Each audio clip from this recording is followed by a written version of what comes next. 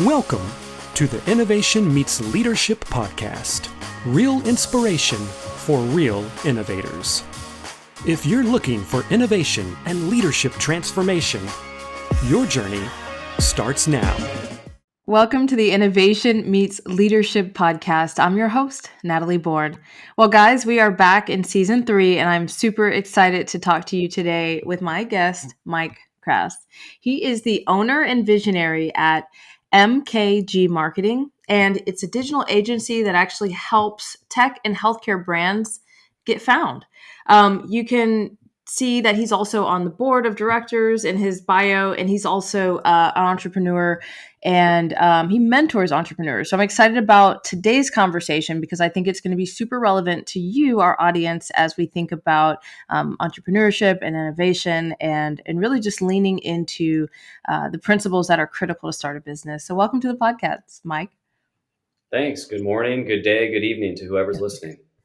Well, it's awesome to have you with us. And, before we jump in, I've got obviously a bunch of questions I want to ask you. But before we jump in, it would be great if you could kind of orient our listeners a little bit about your business philosophy, kind of just, from what I've read about you.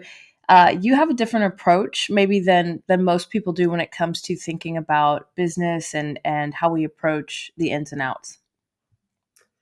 Yeah, absolutely. So I'm a big believer, especially here at MKG Marketing, that we are building an infinite business. And what I mean by that is it will, at the very least, outlive my useful and biological life. Hopefully in that order. Hopefully I'll become less useful. And then I will end, as the insurance company says, you can't die. The insurance company just says you end. And that's kind of the way I'd love for it to go. But in all seriousness, when I think about an infinite business, it's a business where you're making decisions on timelines of not just right now, today, but we also look at our business at MKG in a 3-year lens, a 10-year lens, and then a 100-year lens.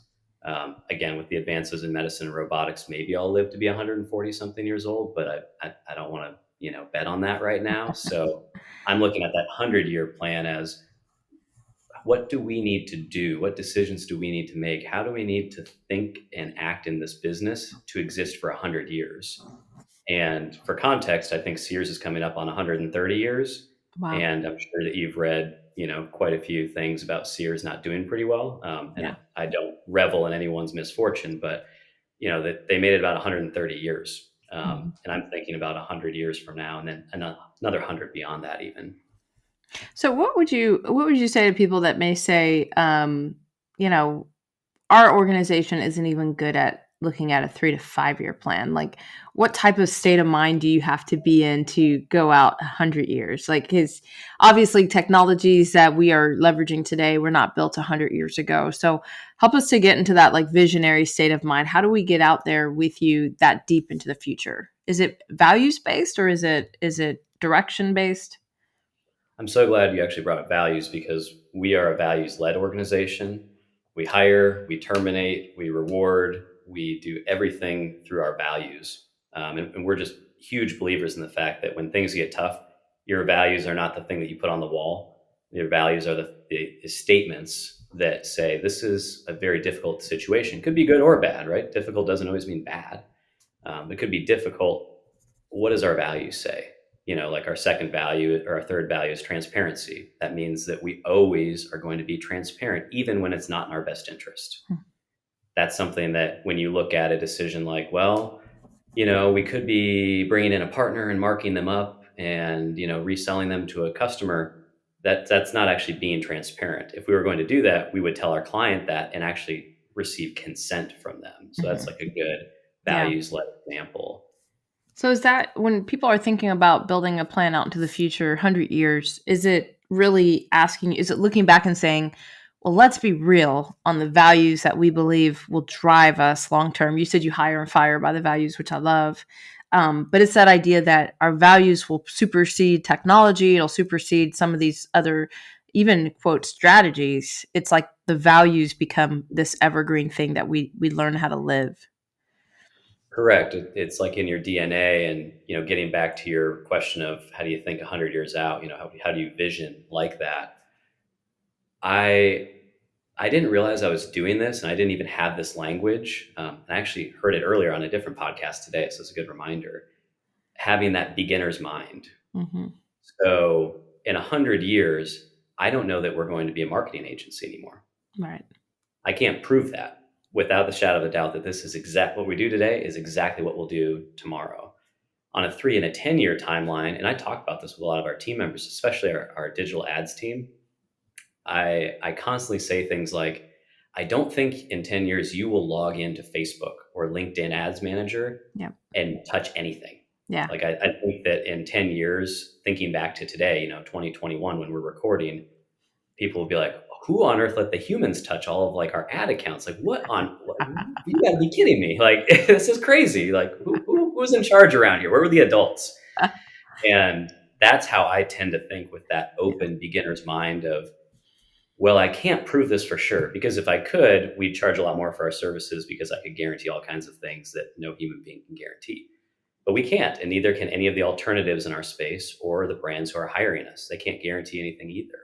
And so I generally, from a vision standpoint, I put on my beginner's mind hat and I say, what could we be? What could we look like? And the other thing that I do is I'm a big student of business case studies. And I don't mean the ones like where you go to, the Haas School of Business in Berkeley or whatever. And, you get grilled on like, who was the CEO of GE in 1984? Like none of that stuff, which also you can now tell I've never been to business because I say things like that and people there are like, this guy's an idiot. But I like business case studies because I like to see how businesses behaved. So, you think of somebody like Cirque du Soleil. They entered the air quotes circus market in a market that was declining. Ringling Brothers and Barnum and Bailey were dying and fast. And they looked at what people cared about and they said, the headline talent people like, but they don't love. And that's really expensive.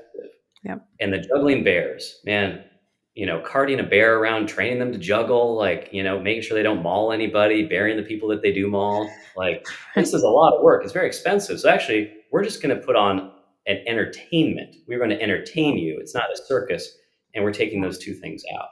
Yeah. And when I, as a student of history, of like business history, you can see some of those trends of, not changing a lot, but changing just enough and changing just the right things so that customers actually see more utility or value out of engaging with your product or service. I love that thought process that you have. And so, like when you're thinking of that mindset, infinite business, long term, what do you feel like are some of the key pillars that people really need to think about? Like if values becomes that building block, that first thing that you put, on the foundation to build towards an infinite business, what are some of the other things that we need to be thinking about to build this 100-year plan?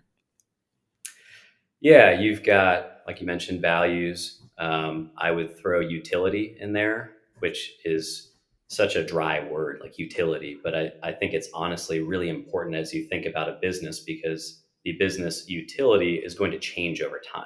Mm-hmm.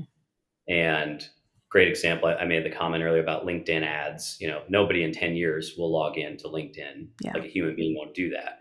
10 years ago, 2010, 2011, so 10 years in our rear view mirror, most clients didn't want to log in. And now all of our clients want logins. They want access to that. They want to own the billing. They want to own the data, right? It's their data. It's their money that they're investing. And so I think about the utility and how is that going to change? How will somebody interact with your product or service? And jumping off of utility, I think the third thing I'd mention is how easy is it? What is the ease of use or the ease of purchase? So again, I'll take a business case study off the shelf and you think of the insurance industry. Or like you used to have to call somebody and you'd have a relationship with like an insurance agent, which some people still do today. Like that's not actually gone yet. Mm-hmm. But now you've got, like I've got a friend in Kansas City and he works for SelectQuote, right? SelectQuote is a publicly traded business that's approaching the size of a State Farm or an Allstate or any of the traditional insurance carriers. And they just remove the humans entirely. They're like, people just want insurance. They kind of want to know the coverage they're going to get for their car, their home, their boat, their whatever, their motorcycle. Ultimately, they want an easy experience. Like, so how do I make this easier to interact with? And I think Uber is another great example. I was living in San Francisco when Uber and Lyft started, and I remember, Travis from Uber's statement was like, you cannot find a cab to save your life in the city. And that was a truth. Like, you could not find a taxi cab in 2008, 2009, 2010 in San Francisco. It was just Wow. impossible. And so it's like, oh, well, I've got a cell phone. I'm just going to call it a car to me. Yep. And it wasn't a new business idea. It was just transportation. It was safe from A to B, period. Nothing else mattered. And so anyways, I like to think of the ease of use there on top of utility and values when you're looking at 100 years out, how are those things going to change? I love that, because what you're leaning into is, and I wrote down like just easy to do business with. That what that means is always evolving and changing, which kind of leans into your number 2 point on utility. And so combining the idea of being easy to do business with the idea of utility, to me, what it tells our people is that we will evolve, we will change, we will not stay where we always have been.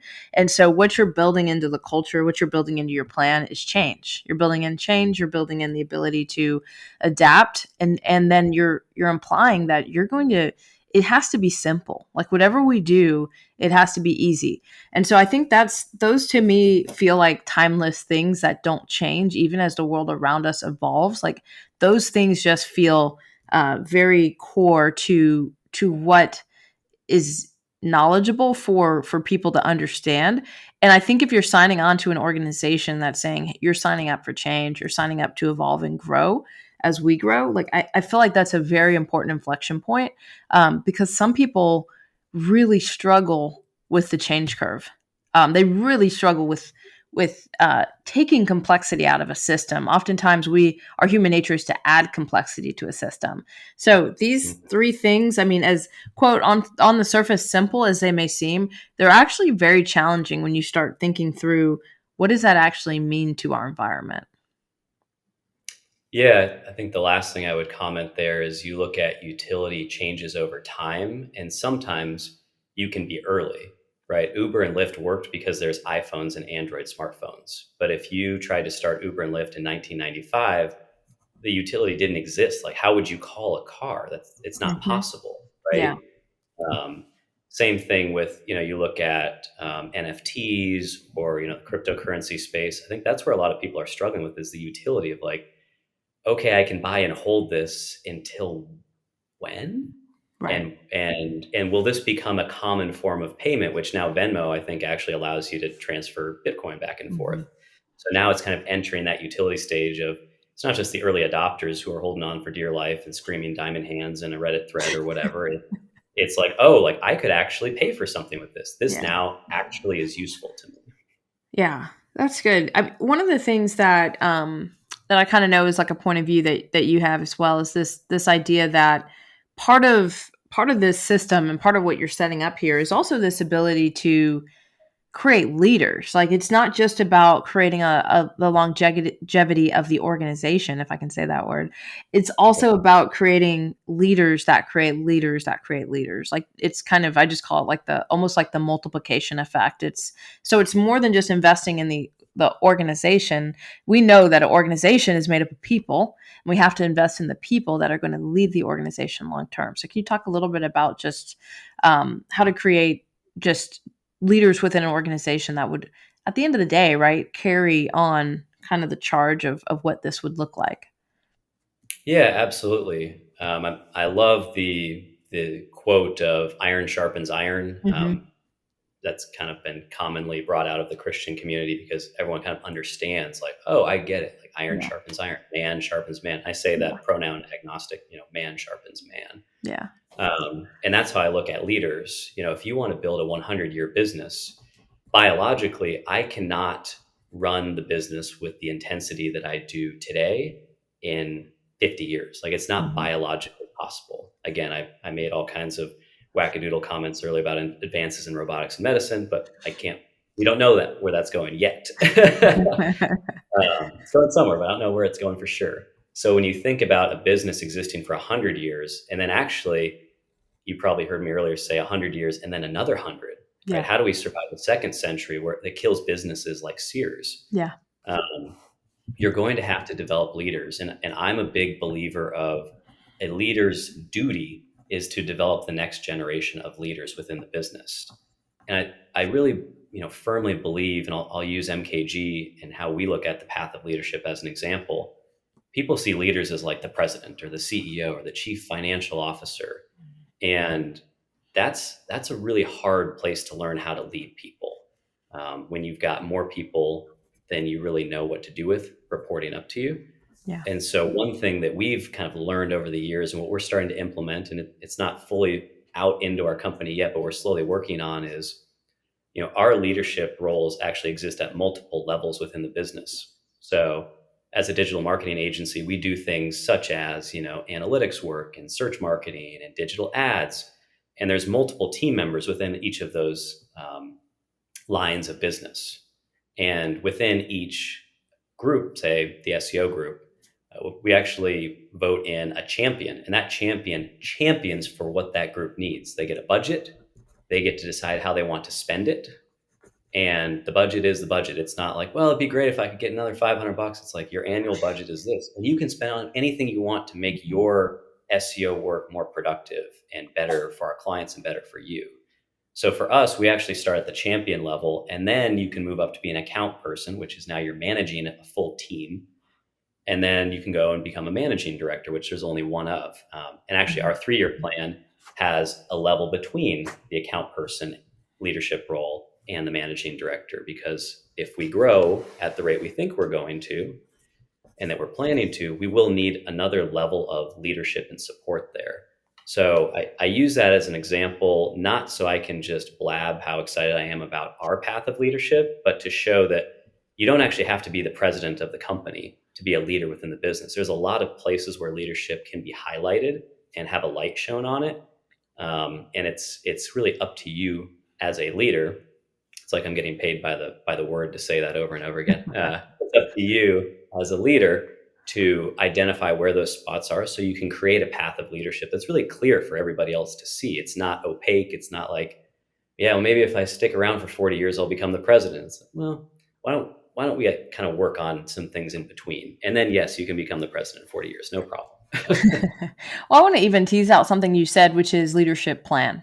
And I think, what I hear there is a very intentional, strategy to invest in leaders and to identify leaders and to grow leaders. And so, oftentimes we think about these things, and we think about, the 3-year strategy, the 10-year strategy, but we don't actually put in place a leadership plan to figure out how, because again, it's not just the tactics that get us there, it's the people that lead the organization that run those plays. And so I think even just you saying leadership plan, oftentimes I feel like that piece is forgotten or not thought about. It's an afterthought. And so I just love something that sounds like it's very common to your organization. I just want to say is highly uncommon.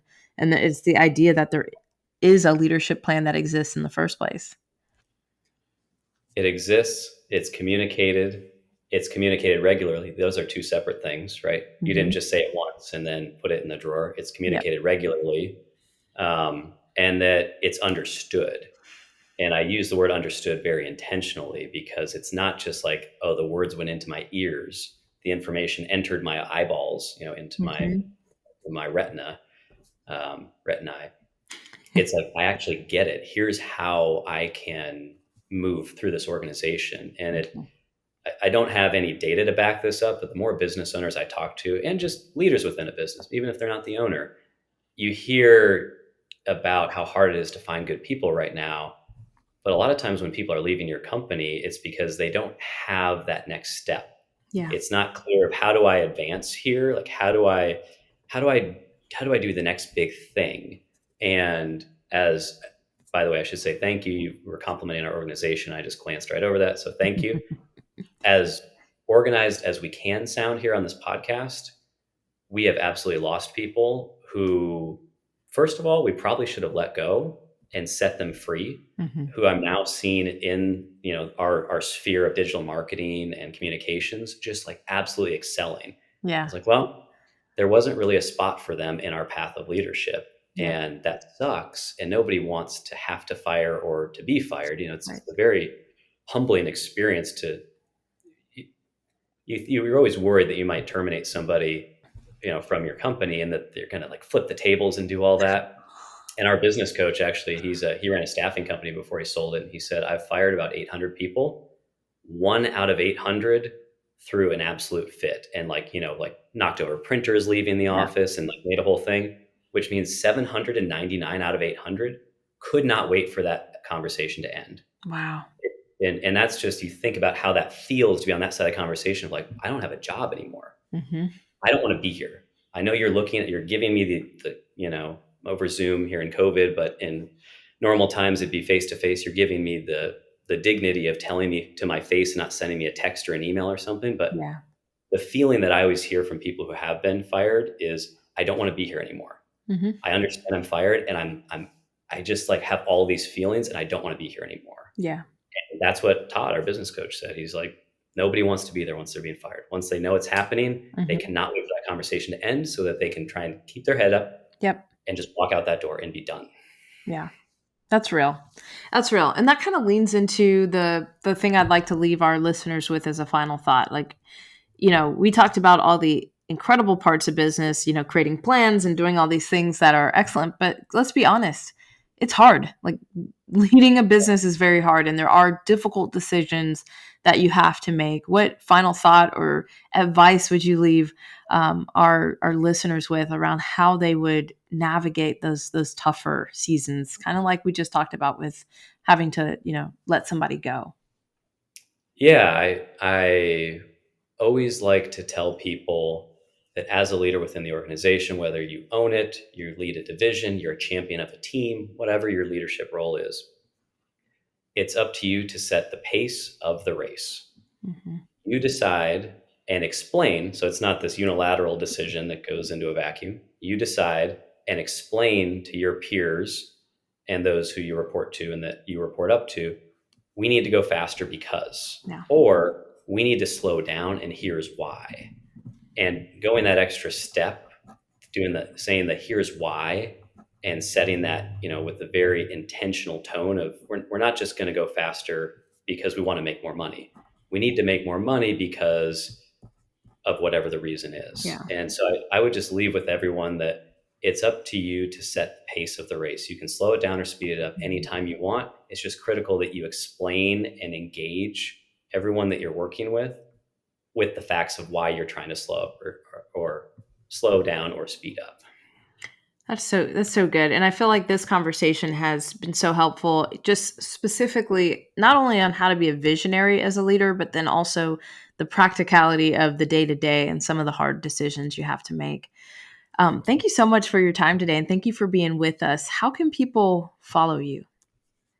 Yeah, I'm pretty easy to find. My name's Mike Krass. That's K like karate, RASS like Sam. I'm pretty active on LinkedIn. So if you actually want to connect with me in any capacity, I'd recommend going to LinkedIn. And then our website, super easy to find. It's MKG, like Mike Karate Gator .marketing. Type that into the URL section of your web browser, and it'll take you right to our website.